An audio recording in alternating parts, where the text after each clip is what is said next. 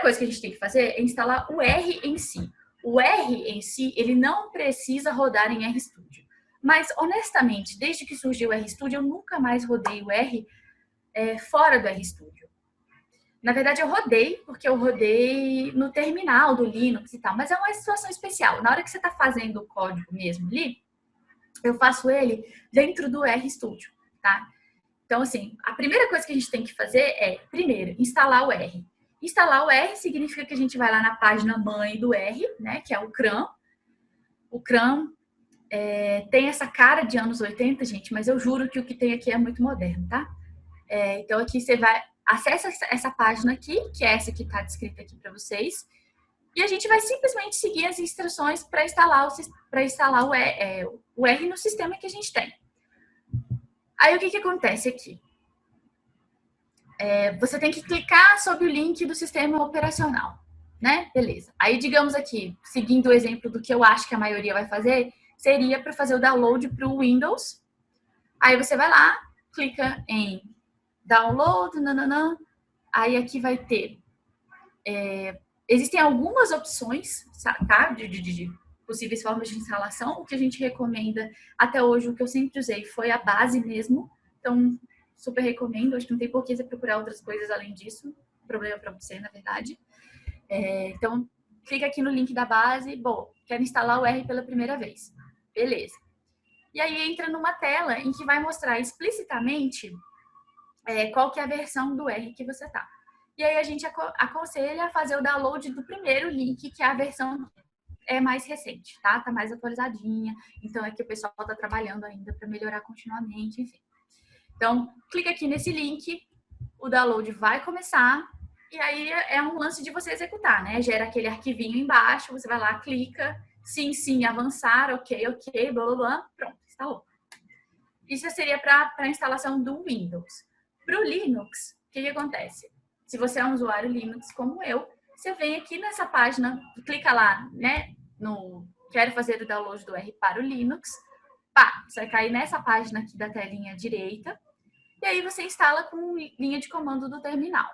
Então, o que vai acontecer, né, você tem que dar uma pensadinha se você quer isso antes, você quer fazer uma atualização do seu sistema inteiro, porque aqui ele está sugerindo que você dê update. Se você não quiser, passa para a linha de baixo, então instala o RDF e vai. Para instalar o RStudio, né?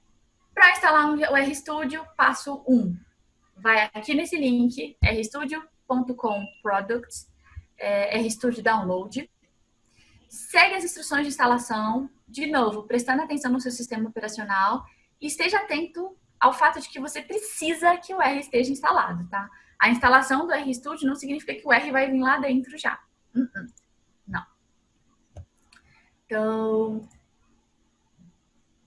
tá. E aí, bom, uma vez que você entrou no site, que é o que está lá em cima, RStudio Products, blá, blá, blá, vão existir algumas opções de download para serem feitas, né? Como eu falei, o RStudio é uma empresa, então você pode consumir produtos dele. O que a gente usa normalmente é esse RStudio Desktop aqui, que é o free, né? Aí você pega aqui, simplesmente faz o download. Tcharam, beleza? Aí você vai procurar pelo seu sistema operacional. Vocês podem ver que está listado aqui Windows, Mac, Ubuntu, blá, blá, blá. Aí vem aqui, aperta no botãozinho de download, nesse link que está azulzinho aqui no meio da tela. E aí, ó, quando você clica sobre a setinha para baixo, o download começa e aí você executa. É tranquilo também para o RStudio. Ok? A minha sugestão é, se por um acaso alguém veio para o curso sem ter as coisas instaladas, aproveita o break aí que vai ter. Começa agora e aproveita o break, tá? Beleza. Outra coisa bastante importante é essa parte de pedir ajuda, né? Por que isso é importante? Porque problemas vão surgir naturalmente e existem formas diferentes de você procurar por ajudas dentro do que você está fazendo, né? Então, aqui eu trouxe um exemplinho. Eu acho que talvez esteja pequeno. De qualquer forma, a gente pode executar isso também. Aqui mais à esquerda, nessa telinha, aqui eu tenho o console, tá? E eu pesquisei por duas funções de modos diferentes. Então, digamos que eu esteja com um problema para compreender o que uma função faz. Uma possível forma de pesquisar sobre isso é pedindo help, abre e fecha parênteses, o RStudio vai abrir e fechar os parênteses para você, abre e fecha as aspas, então se você abriu a aspas, o RStudio vai lá e fecha. E o nome da função que você quer. O nome tem que estar escrito exatamente como a função é. O R case sensitive, então se você escrever plot em letra maiúscula aqui, ele não vai entender que tem uma função chamada plot em letra maiúscula da base, então ele não vai conseguir pesquisar. Então, help do plot, o que vai abrir? Tcharam, essa tela que está aparecendo aqui mais no meio da gente aqui. Então, primeiro, nessa parte azul aqui lá em cima, eu sei que tá pequenininho, tá, gente? Aparece o nome da função, plot e o pacotinho de onde ela é. Então, isso aqui é do graphics, que é um pacote da base.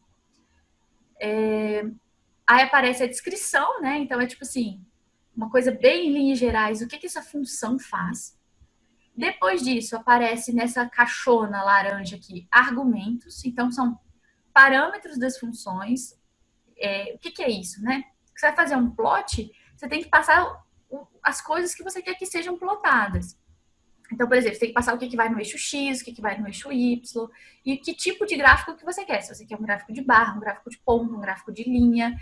Essas características para a execução da função é o que a gente chama de argumento. E elas aparecem descritas nessa seçãozinha daqui, tá? Então, é importante que você leia bem os argumentos. Normalmente, elas vão descrever a classe do objeto que você espera para aquilo, tá? Que a função espera para aquilo. Então, é legal você ter um acesso a isso. Uma boa prática quando a gente começa a programar é dar help em tudo. Absolutamente tudo que aparecer pela frente, a gente vai estar dando help aqui.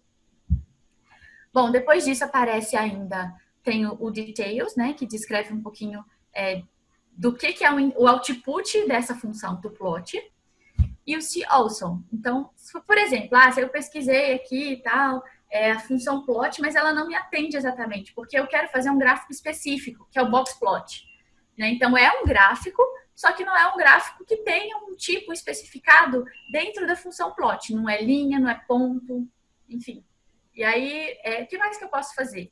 Aí, nesse see also aqui, existem a listagem de algumas funções que são parecidas com plot. E que pode ser útil quando você precisar de outra função que esteja mais ou menos dentro daquele contexto, mas não é exatamente aquilo que você quer. Tá? E lá embaixo, nessa caixinha amarela, estão os exemplos. O exemplo ele vai aparecer um trechinho de código que é reprodutível em qualquer máquina e ele é muito legal para que você vá inspecionando o que está acontecendo naquela função. Então, os exemplos, à medida que a gente vai programando com mais complexidade, ou que são pacotes que você não lida muito, ele realmente ajuda você a entender como é que tem que estar o meu input, como é que tem que estar o meu output, o que vai ser o meu output, isso aqui está me atendendo ou não. Então, o exemplo é sempre uma coisa que, honestamente, você pode até pular algum pedaço aqui, mas o exemplo você não pode, tá? Além de pesquisar por help, pedir ajuda com help plot, você podia ter pedido interrogação plot também, tá? E se a gente faz interrogação, a gente está procurando de uma forma ainda mais geral. Mas, enfim, deixa para quando a gente começar a mexer mais um pouquinho. Tá? Ali, eu falei sobre como a gente pede ajuda para uma função específica, que nesses casos era um plot e data frame. Agora, se a gente quer uma ajuda sobre um determinado pacote, existem outras formas da gente fazer isso, tá? Quando a gente quer saber sobre algum pacote, você pode ir no CRAN, acessar a documentação desse pacote, normalmente tem um PDF lá, você acessa, lê aquilo, ou pesquisa em blog, pesquisa no Google mesmo, na loucura lá, também vai funcionar. Mas uma forma que é bem legal e que alguns pacotes têm, chama vignette. E a vignette é uma descrição sobre esse pacote. Então, se você pedir aqui, mais à esquerda aqui de novo, vignette de um pacote. Então, entre parênteses e entre aspas, né? Eu estou pedindo um pacote que é bem famoso e um dos meus favoritos, que é o Deplir.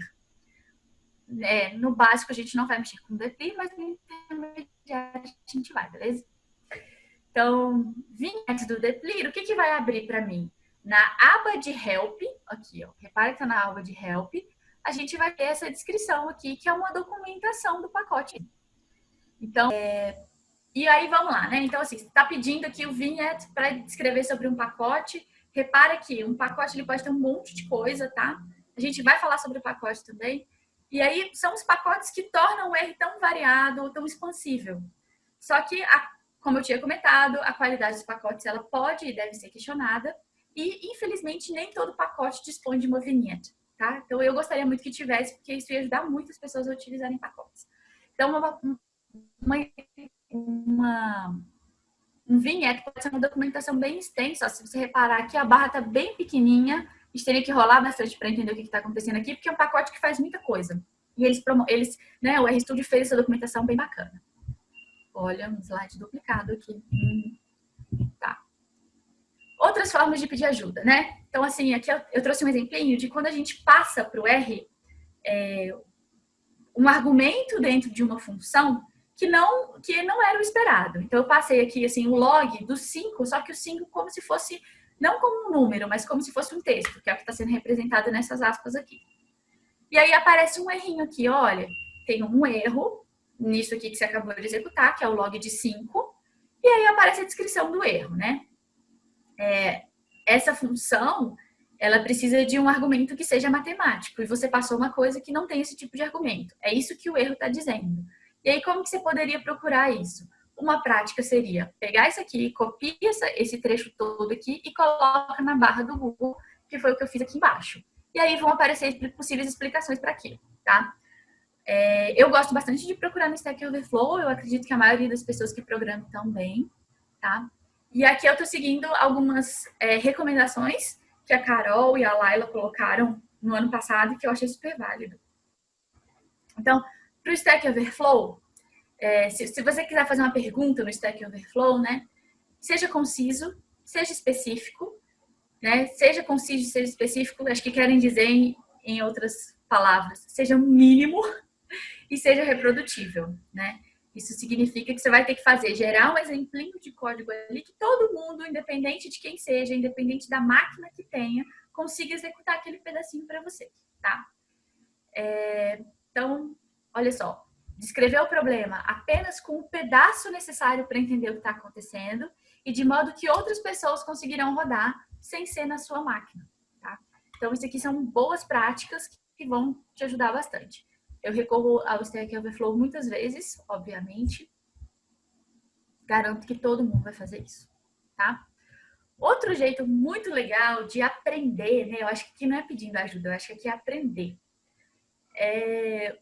Usando as cheat sheets. Então, as cheat sheets são tipo uma folhona, assim. Sei lá, na minha cabeça eu imagino uma folha A4, mas ela vem em digital, né? Aí você baixa isso, é um arquivo em PDF normalmente, tem uma imagem que é um infográfico bem legal sobre as funções que tem lá e algumas visualizações que podem te ajudar a entender sobre essas funções. Então, existem vários tipos de cheat sheet, com certeza vocês vão se deparar com elas.